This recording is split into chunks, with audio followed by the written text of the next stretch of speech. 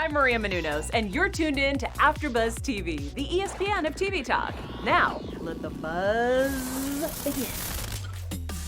Hi, guys. Welcome back to Watch What Else Happens with Jane and Jocelyn. We are back. Jane, my girl Jane, how you feeling? What's up, guys? Yes, Good to be back.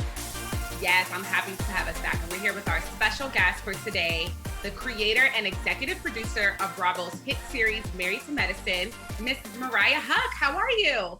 I'm fantabulous. How are you? You are fantabulous. You are looking glowed and slayed and ready to serve. Oh, thank you. Thank you. Yes. So are you guys. So are you ladies. Thank you. So we recently, we're both very big fans of the show. And we also both keep our ear to the streets. And we got word that you recently did an interview where you, just kind of told about your experience right now with Bravo Network, which is a real hot topic in reality TV, and mentioned along the lines of not having a seat at the table as a fellow creator on the network, along with some other women who are also creators. You actually came to the network and brought a show to the network. I did. You mentioned that you were, of the three women who have created shows for the network, you're the only Black one. And you mentioned that you have not received a contract for the upcoming 8th season of the show. So can you let us know, just speak on that and let us know if you've spoken to Bravo since making those comments, what's the current status? So let me first just tell you, there's 3 of us at Bravo that have created, executive produced, and been a star in our own shows. And that is me, that is Lisa Vanderpump of Vanderpump Rules, and there's one man. It's Whitney Sutler from Southern Charm. So it's 2 women and a man. Okay. But it's really tough. That's not the situation I want to be in as a creator, executive producer of a show.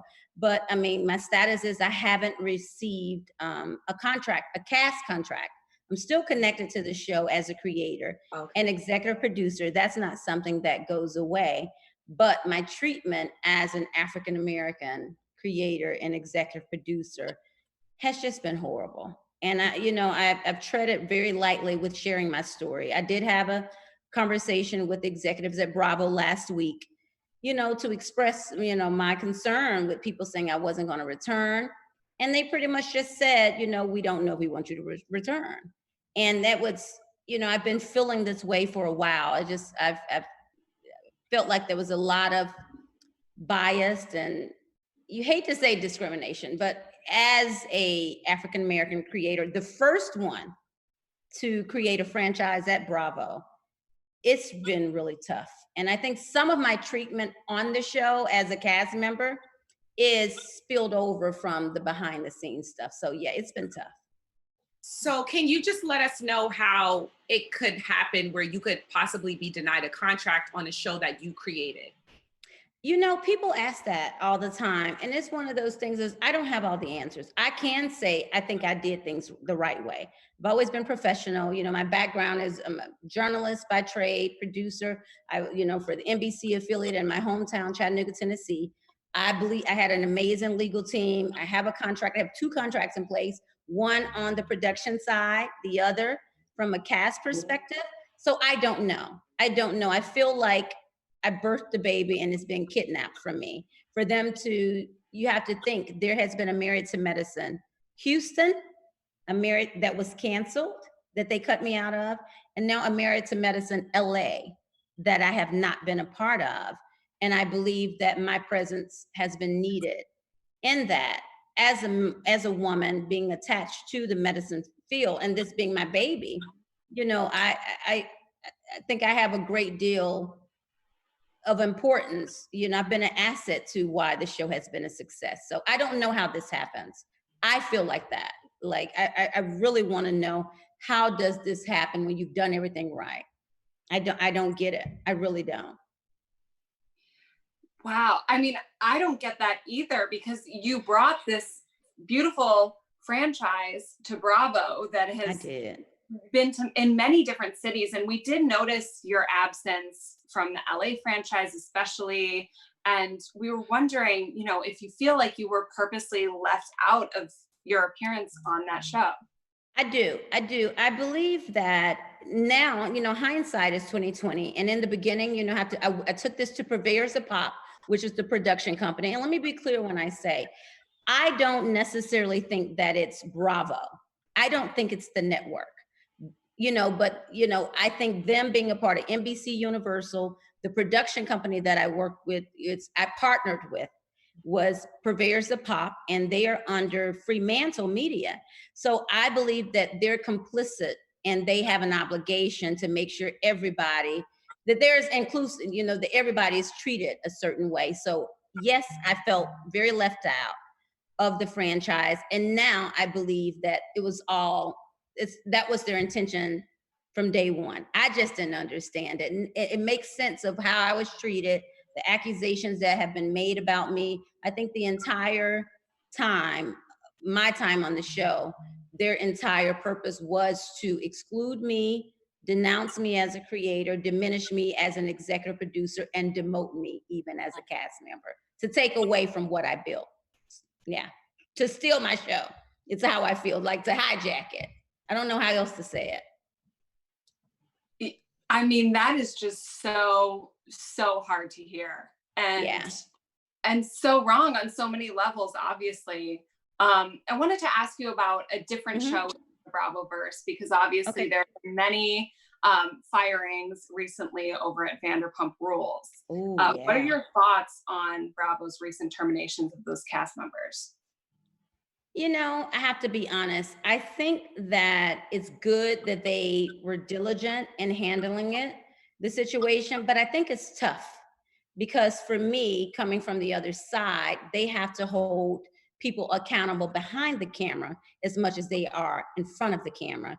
You have to think they fired some of the cast members, for accusations or, for, I don't know, accusing someone of criminal behavior. On my own show that I created, they allowed someone to accuse me of criminal behavior, drugs. I've never done drugs a day in my life.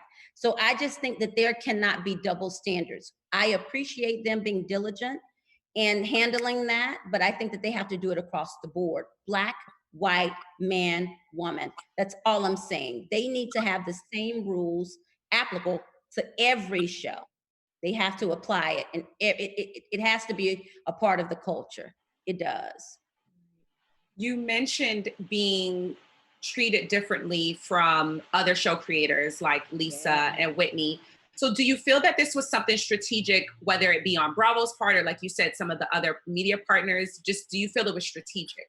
I think Purveyors of Pop, the production company, they were very strategic. I think this was the first show that they had created, that they really didn't create. I created it. They helped me develop it. We partnered. So I think that their strategy all along was to make sure I wasn't a part of it.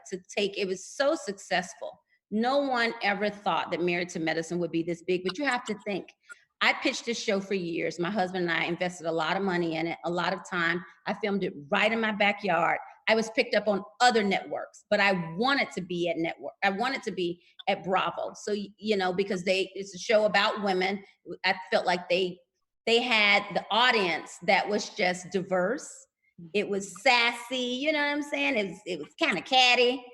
I just felt like it's where I wanted to be, so I decided to go with them. So yeah, I do think it was strategic with them kind of doing things the way they've done them. And I think that it really confirmed that this season, them not sending me a contract, because it doesn't make sense. Not even from a show perspective.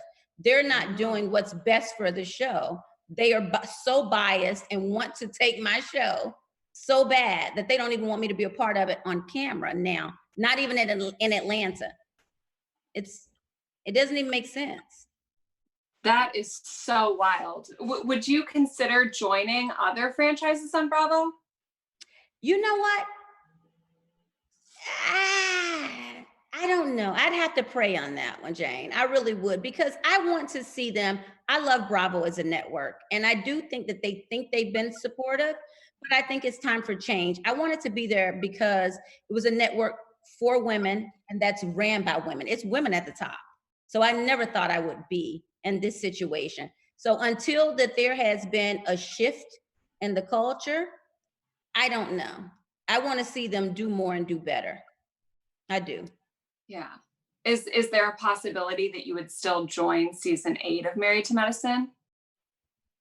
I don't know. You know what I want? You know what I really would like? I want to be included in the boardroom, like other executive producers, like other creators. I shouldn't be having to ask for that. I shouldn't have to ask to be treated equitable as my male counterparts. That shouldn't have to be an ask. I don't think that's a lot to ask. I want to be a part of what I created. I don't want to be shut out of that. That's the most important thing to me. If they feel like it's in the best interest of the show for me not to be on the show, then so be it. I just want to be part of the creative as well as be treated as an equal, pay-wise, everything, and every aspect. That's all I want. Yeah. I mean, and if they did leave that up to the fans, I don't think no one would want you not in the show. It's just, you know. So you mentioned previously that you're typically the last person to know things about Married to Medicine. Is this something that you previously expressed to Bravo? It is, you know, and to be honest, I found, you know, I went to HR at Fremantle because there's so many different entities involved. You know, Bravo is a subsidiary of NBC Universal. Purveyors of Pop is a part of Fremantle. So I went to Fremantle, the same company that Gabrielle Union is having issues with. And I spoke with HR. I told them about my challenges as an African American Muslim woman creator. It's been tough. And this is not a story I want to tell. I'm in a multicultural marriage. I feel like I've worked hard for everything I have. No one's ever given me anything. I don't have a vanity title. It's been hard. So yes, I went to them. And that's the challenge that I have. As much as I love the Bravo network, they are complicit in these guys' behavior. You have to look around us. There's a shift going on in the climate. There's other shows right now that have fired production companies like Love and Hip Hop because of racial things. They're looking for production companies or work. I mean, this is a time for unity and to treat people as equal. So yeah, it's just I want it to be a shift, and I want to see one soon. Absolutely. With production for the show being on hold because of the global pandemic, do you think that has anything to do with having a delayed contract? Initially I did. That's the funny part. So I was in denial. Like all the women, they had obviously had told these women all these things, or they had contracts and I didn't. So yes, I believe that the pandemic has delayed everything production. It's delayed the whole world. But with that being said, it shouldn't delay the respect or the communication and, you know, just transparency. You know, it really shouldn't, and it has. I've always, outside of the pandemic, I've always been the last to learn of anything on the show I created. Yeah. So I cannot even imagine. It's the worst feeling in the world. You don't want to imagine it. And I've been really tough to be a fly on the wall in the boardroom of those other conversations with those other show creators and see the harsh difference. Like, because you also want to put it into perspective about even as us as young creators and people who aspire to get to the level that you yourself has achieved, to know that this is your reality that you're facing, that you created something, you were even a part of it, and you got shut out. It's like, how can that happen? And what does that mean for? It just means you do have to protect your intellectual property. I think I've done that as best as I know how to. I was a professional before I came into this business. I'll be one outside of this show. But the key is know your worth as a woman. As a woman in this business, you have to know your worth and know you have more power than what they portray. You know, when you work hard, your work speaks for itself. You know, I haven't said a whole lot. I've been very cognizant about the things I've said because it's been a long road. It's been so tough. And that's why I'm speaking out now for young creators, for my kids to know you create something. It is important to create it, to own it and be a part of it. And don't allow them to just erase you like you're not a part of it. Right. It's not okay. So prior to the terminations at Vanderpump, we had, there was a story that came out in regards to one of the editors at the show admitting that they would pin certain people as the villain and some people as the heroes. Now, as fans of the show, we do know that you are often painted and the villain. Do you feel that this is strategic and purposeful now that we're hearing what's going on behind the scenes? Absolutely. And the funny thing is now that I'm speaking out about my experience behind camera, if you go back and watch the show, you'll see how much it's typecasted. I get it. I don't mind it's unscripted TV. I don't mind being the bad guy sometimes. But the problem I have is that I'm not treated equally as the other cast. Show my beautiful multicultural family, show that I'm an educated, professional Black woman, and show my truth. My truth is not drugs. My truth is not that I'm just a drama queen. Now, I'm a drama queen on Fridays and Saturday, but others, show my balance, show my beautiful children, show my son, who's one of the youngest guys I know that's about to be a pilot by the time he graduates high school. Show my daughter in already doing medical colleges, in the summers, like show that this is beautiful, Blackadeshi excellence.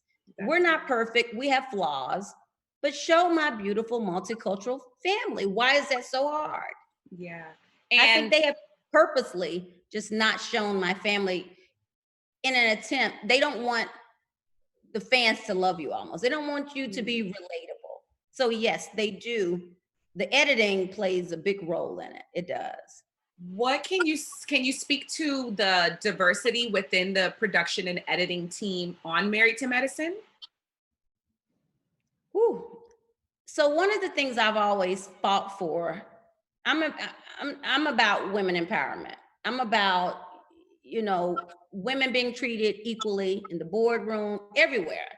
And one of the things I've always fought for was to have diverse women behind the camera as well as in front of the camera. That's why I created the show.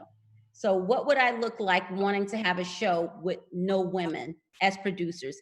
Every female minority producer, and we've had at least 4, has went through the exact same thing I'm going through, and they're no longer with us. That's a problem for me.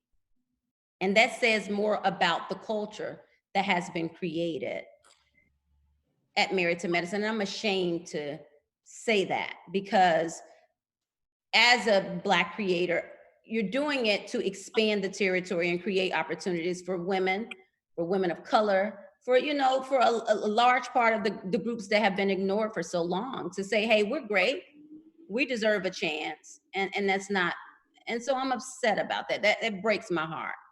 It really does. Wow.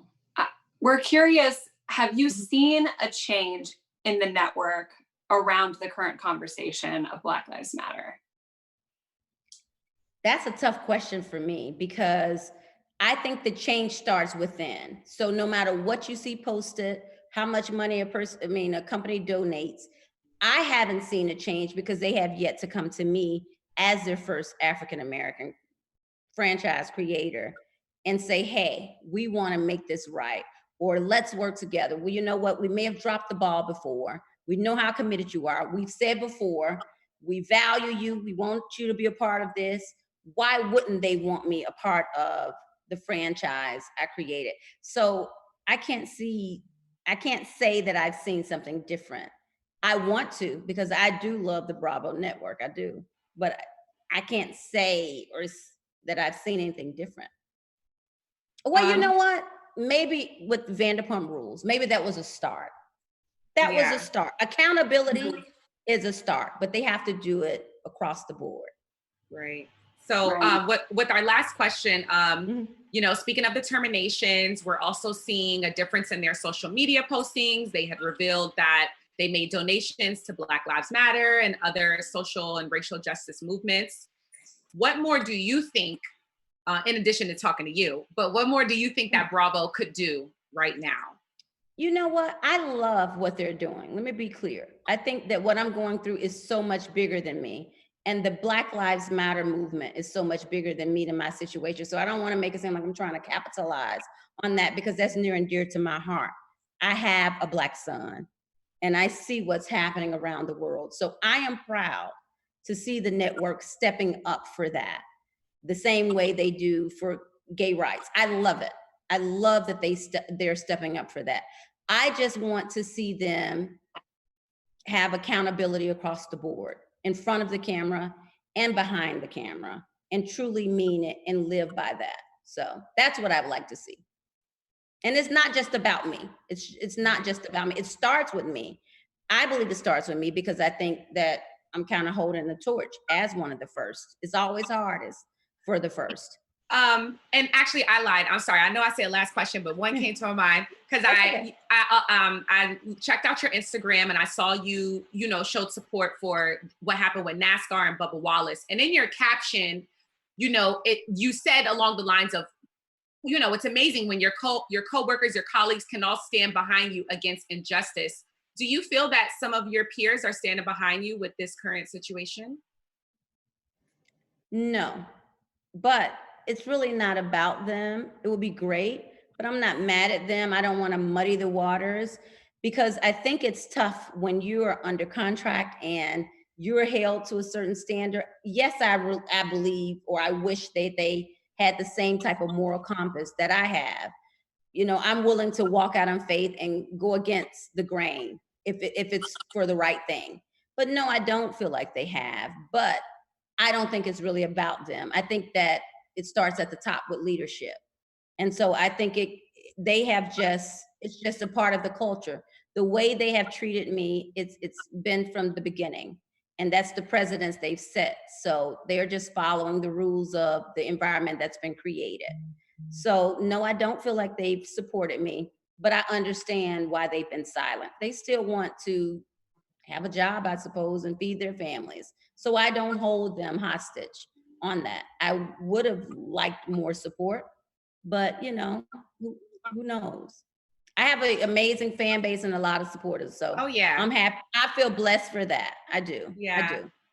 Mariah, thank you so much. Thank you for being even brave enough to speak out.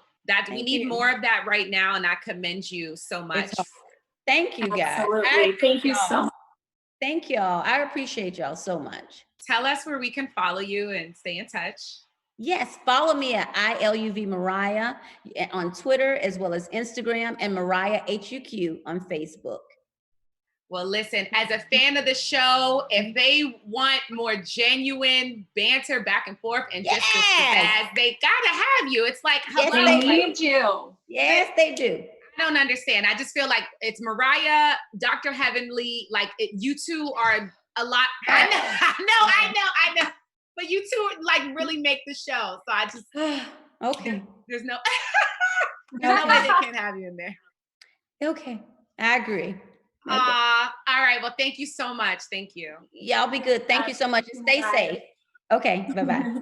Our founder, Kevin Undergaro, and me, Maria Menounos, would like to thank you for tuning in to AfterBuzz TV. Remember, we're not just the first, we're the biggest in the world, and we're the only destination for all your favorite TV shows. Whatever you crave, we've got it. So go to AfterBuzzTV.com and check out our lineup. Buzz you later. The views expressed herein are those of the hosts only and do not necessarily reflect the views of AfterBuzz TV or its owners or principals.